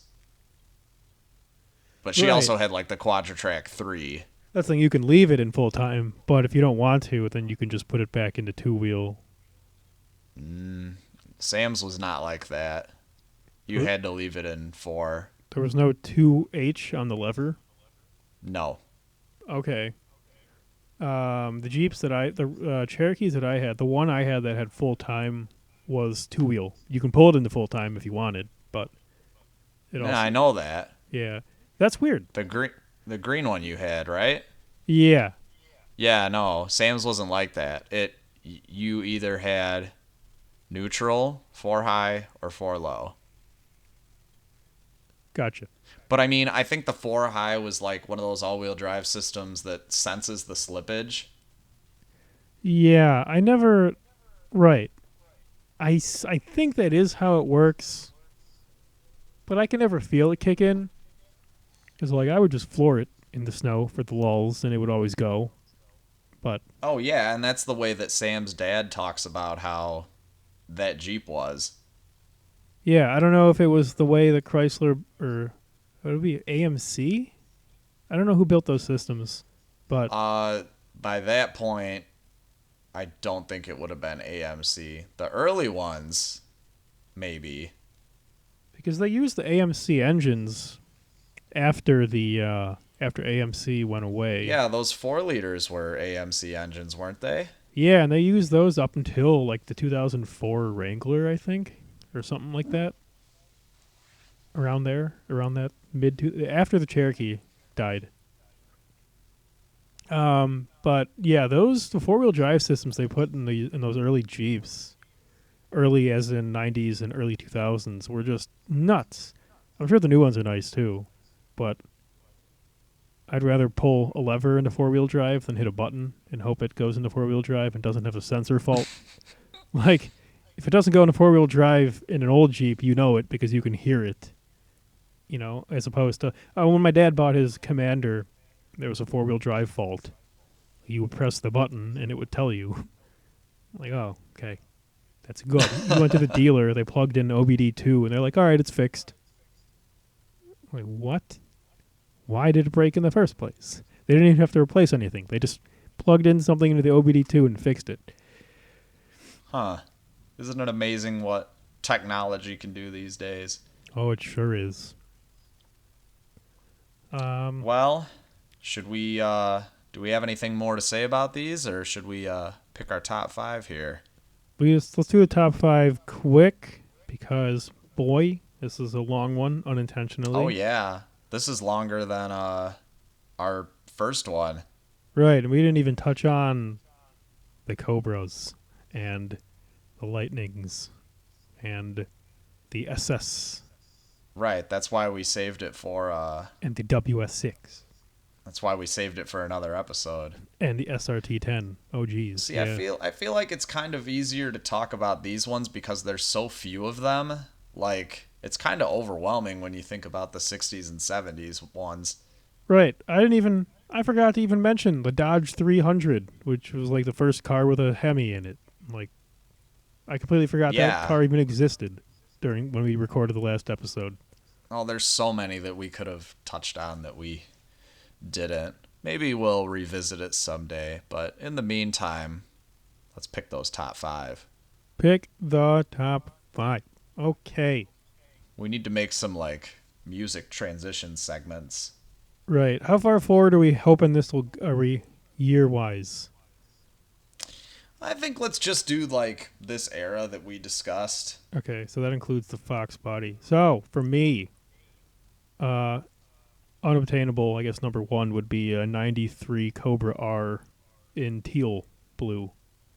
Oh, yes, we did not even talk about that one. We did not. I don't know. Actually, I don't even know if you can get the R in teal. The R might have been... Because the new ones are red only.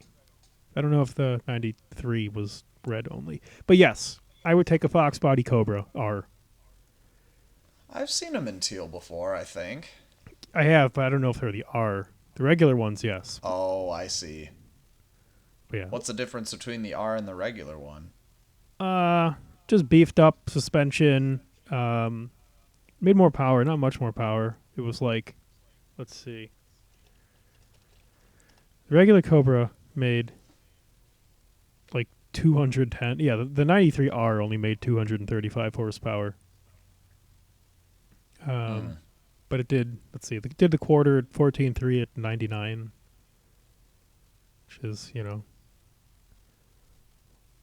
let's see, 93R just sold for $130,000 at Barrett Jackson. Oh, I believe it. Yeah, I think a Cobra R or a regular teal Cobra. But yeah, I like the teal on those first year Cobras. That's a fantastic color. Yeah, it really is. All right, what's your number one? Or what's your number one and then two, since I think I know what your number one is. Yeah, number one's a GNX, but I'd have to say I would pretty much call it a tie for a late GN or a GNX. Right. I I, mean, I hold right. those two pretty much in the same regard. It's like the same thing with the Cobra R and the Cobra. It's like, of course you want the GNX, but damn, you have to mortgage your children. Oh, yeah. Yeah, I think also for me then it would be a V6 turbo. It would be a 3.8 turbo G body, whichever T-Type, Grand National, any of those would be Yeah. fine with me. That's your number two, you'd say? Or no? Yeah, I'll do a G body with a turbo V6. All right. I think my number two would, I'd go with a Typhoon as my number two. Yeah, I'm going to agree with you there. To get some, yeah, I'll do a Typhoon as well. I do like the box better than the truck. Yes. Yes. And people say I'm on a Cyclone and Typhoon Facebook page, and everyone goes back and forth between the 92 and the 93. Like, supposedly the 93 has a much better interior. I don't really know what the difference is, but I don't know. So, It's funny to see them right. argue about it. They compare which one is shit to which one is less shit, but still shit. Because it's 90s GM. Right. All right. What is your number Okay. three? Number three. This is where it starts getting a little tough. Yeah, I feel that. Um, man. Because there's a few that I'm really tempted to pick. I'm going to go with a GLHS Omni. Oh yeah. Okay, that's good. GTR swapped like my Yeah. one in Forza 7. Oh jeez. Yeah, that thing is ridiculous. Okay. In that same vein, I'm gonna say 87 Charger GLHS. Really? You like the Chargers better than the Omnis? I think so. I think I like the slopes more. The Chargers have like the sloped front end, kind of like the more aerodynamic look. I like my boxes. I love the Jeep Cherokee and I like the Typhoon, but I think I would have to do the Charger. And because the 87, um, whoever in the U.S. was doing, whoever would like certify cars before they went on sale, they said the car had no Dodge emblems on it, but it had Shelby stuff. So the 87 is actually a Shelby Charger instead of a Dodge Charger. That's true.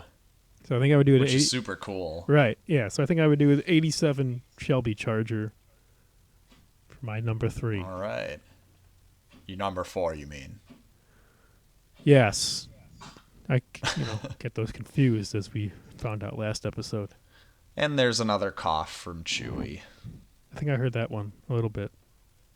Yep, he's hacking away. Hacking them up. Number four, I'd have to do a Hurst Olds. I don't care 83 or 84. If you don't know the difference, the 83s are black and silver, The 84s are silver and black. The In that latter order. color there being the accent, yes. Right. However, I do not think I'd be able to leave the 307 in there. I'd have to figure out a way to keep the lightning rods, but put a better engine in it. Right. No, I agree. Ooh, that's tough. That has me thinking. I do like the lightning rods. Oh man, I'd say it's a toss up between Hurst Olds and then an original SVO because early turbo 4-cylinder manual rear wheel drive. It sounds good with me. And I kind of want to see what the big deal is. Like I want to Mm-hmm. like I would love to get an SVO and like build the stock engine, leave it a 4-cylinder, and then but may have to make modern turbo noises Right. and therefore And power. see, for my last choice, I mean, I'm very tempted to make my last choice an SVO as well. But how can I leave the 93 Cobra out? Yeah, that's a that's a tough choice. Can't get the words out. Yeah, that's a good point. 93 Cobra versus SVO. I think I'd have to do the Cobra, Yeah, which, and it's funny, my top four choices, the standard color for all of them is black. So I'd have all black cars and then a red or a teal one. right. That's a good point. Any honorable mentions for you? Um, Turbo Trans Am just because they're weird. True. Yeah, I think that's it. I think you could only. I don't even know if they sold those with a manual. Actually, speaking I of don't that, think so. yeah, I think those were auto only. But yeah, I would do a Turbo Trans Am just because they're weird, the quirks and features. Oh, yeah. I've got, well, an SVO would be an honorable mention for me. I couldn't leave out the Lil Red Express and the 454 SS, although I'd much rather have a Lil Red Express. And I can't leave out the Conquest either. I would love a Conquest. You can get those for pretty cheap money. Yes, you can. Yeah, that's okay. Maybe I'd one of those as well. I mean, that's kind of splitting hairs almost between the Charger and like the. I mean, they're all different cars, but Mm-hmm. how much That's different are they true. going to feel to drive, really? Right. The Conquest is the same thing except it's rear wheel drive. And I don't know what the power increases were throughout the years, but I mean, depending on the uh, Conquest that you get, it might even have less power than the Shelby Daytona Right. or Shelby Charger, whatever. Yeah. I don't actually. I'm not sure. Yeah, that's the thing. Yeah, you can get the Conquest, and you have like the SVO, and they both kind of sit in the same bracket there. Right. But Yeah, but yeah, I have a soft spot for this era. It's kind of like a new frontier almost, albeit a much weaker, more emissions castrated frontier. right, and looks aside, I mean, to be fair, the old cars, a lot of them, didn't make as much power as advertised because they switched the rating system. But there were the few that did make that power, and that's something that the cars in the 80s and 90s, generally speaking, off the showroom floor, could not match. Right. But that's why we like them, because they were still faster than every other car on the road, most of them, besides the supercars and whatnot. But even then, you had a Typhoon or Cyclone or something, then you are faster, 0 to 60. Well, and that's the other thing. The performance cars of that era, like, obviously you had your Trans Ams and your Camaros and stuff, but a lot of them were like weird. It wasn't like your typical like household name fast cars. A lot of the faster cars were like new types of fast car. Right, exactly. Like we're neglecting like the BMW M cars, which were coming to the U.S. in the mid '80s and things like that. Oh yeah, that's true. You had this is when you started having the foreign performance cars come in with a lot more gusto, especially from Japan Yeah, and yep, Germany. yeah, yeah. A lot of the cars from Japan were starting to. We were getting performance variants of the cars that have been sold here since the early '70s. We're finally getting the performance variants, and then like the M cars are coming up from BMW, and the AMG division is starting up for with Mercedes and things like that. You got Audis coming over here now. Right, yeah, the Quattro was coming over for the first time, the 5-cylinder, and I would still love to own one of those one day. Oh yes. Those 5-cylinder turbo noises, oh, so good. I love watching those old Group B videos with those 5-cylinder Quattros. Just, oh man, just tearing through, right? And every single shift there's like a massive fireball coming out of it. Yeah, that's It's what like I all want. this coiled fury in this little thing. Right, it's like a little 5 cylinders and a giant turbo, and it's like 900 horsepower in 1984. That's almost as crazy as the darts running 10-second quarter miles in the 60s. Mm-hmm. Man, we're at almost 2 hours for this one. We sure are, and there's still stuff we could have talked about. I think we covered it pretty well, as I say at the end of every podcast before I remember things we didn't cover very well. That's pretty much how it goes. Right. So those of you that made it this far, thank you for making it this far. And as always, be sure to leave your comments below with any suggestions, any input. What are your top 5 favorite muscle cars from the 80s and 90s? Let us know below. So I think we're kind of set on this format generally. And going forward, I think we're going to continue with the muscle car thing because we're on that now and it's fresh in our minds.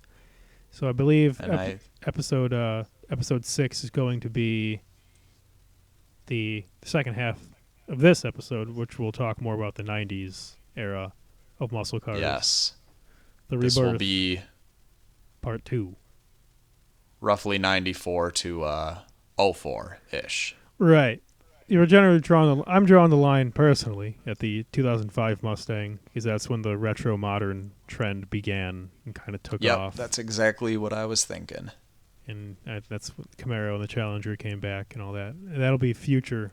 And I'm sure that we might have to do like a 3-hour special or something because from 2005 to now, the amount of high horsepower cars, muscle cars that have come out, we could just go on and on. Plus, that's the era that we live in and the era we started getting into cars. So Yep. We grew up watching these 700 plus horsepower cars coming out. And now we almost have enough money to afford some of them ish. We're getting there. Some of them ish. We can afford the 150,000 mile Hellcats that have been wrecked twice. Crashed. Yeah. Rebuilt and had the cats stolen. And the wheels. And the wheels and stolen. The supercharger. Yeah. You get a the Hellcat. NA Hellcat. NA Hellcat. It's like running like 7.5 to 1 compression. Oh my god. No blower. But I want to say thanks to all of you guys for listening, especially to those of you who have been listening since the beginning of this episode, but also the beginning of the podcast. This was a fun one. This was a fun one. Also, we're still kicking around the idea of throwing together a social media. So if you guys want to see pictures of Chewy and my dogs and I guess our cars, probably be a good idea to show that, I guess. It is a car podcast. But maybe the dogs in the cars. There we go. You can save up the server space. Hear that, Instagram? You want to be a sponsor? We are brought to you by Instagram. Have you heard of them? But all right. Thanks, everyone, for listening. And next time, we'll continue this discussion But anyway, as of now, I'm Mike, I'm Alex. and thank you for listening to episode 5 of the Lot C2 podcast.